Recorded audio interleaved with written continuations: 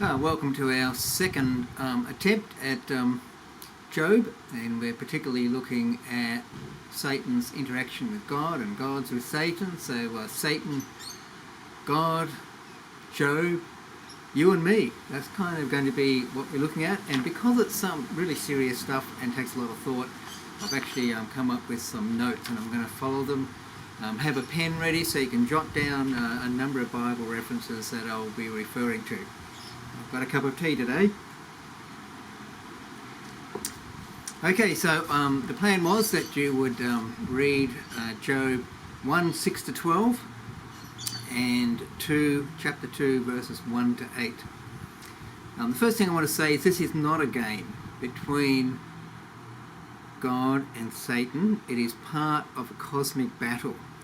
And a big Bible reference is Revelation 12. Revelation 12 is that vision of the dragon chasing the woman, and particularly at the end in verse 17, the dragon, who is Satan, after failing to destroy Jesus, goes off to attack the followers of Jesus because they are the true people of God, and he is the enemy of those people.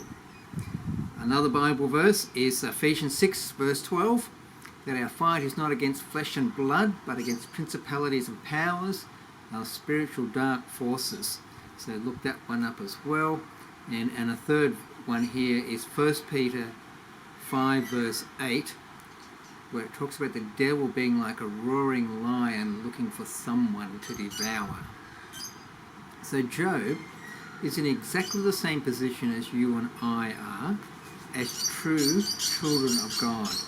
It starts in the Garden of Eden and continues right through today, right till Jesus returns.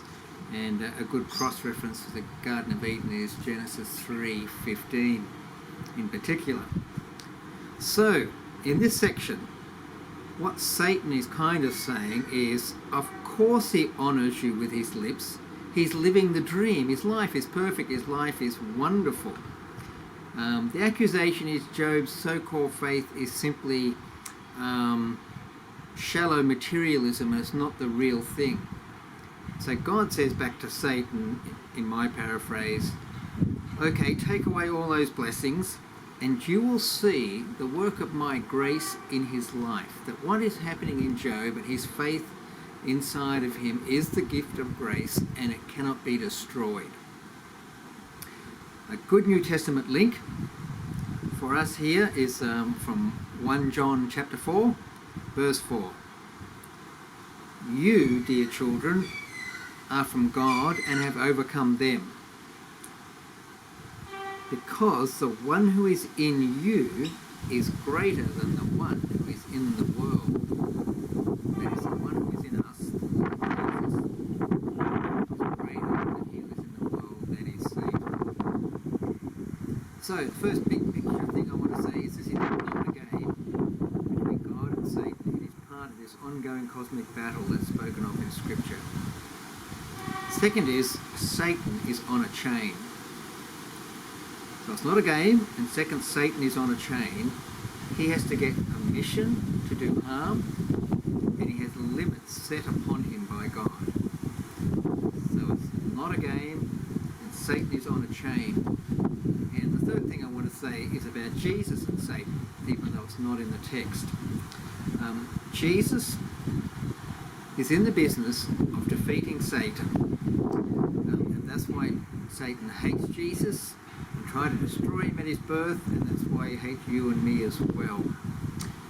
1 John 3, verse 8, right at the end it says, the reason that the Son of God appeared, that is Jesus, the reason that the Son of God appeared was to destroy the devil's work. The devil caused mischief in the garden. He deceived Adam and Eve. They succumbed to his temptation. But Jesus has appeared to destroy and undo the work of the devil. So, if you've trusted your life to Jesus, you are on the winning side. What else can we say on a more personal level as we think about this section of God's Word? Well, what happens to you and me is not a game either. Another Bible verse, James chapter 1, verses 2 and 3 says, Consider it pure joy, my brothers and sisters, whenever you face trials of many kinds, because you know that the testing of your faith produces perseverance. So a radical thought here is, think of Satan as your personal trainer. God uses the hatred of Satan to exercise your faith for your personal growth. God takes what Satan uses, and in the end, Satan's almost like God's servant in training you to become more like Jesus. Now that's a pretty radical thought. So when you get to heaven, wouldn't it be fun to be able to look Satan in the eye and say, thank you for being my trainer, my personal trainer? And he'll say, what? I hated you. I had nothing but evil intentions for you. And you will say, what you intended for evil, God intended for good. There's a wonderful irony in that. And that irony is even sweeter if you and I can start living that out in our lives, knowing that whatever Satan does to us, he who is in us is greater than he is in the world. And it's God's way of training us to be more like Jesus.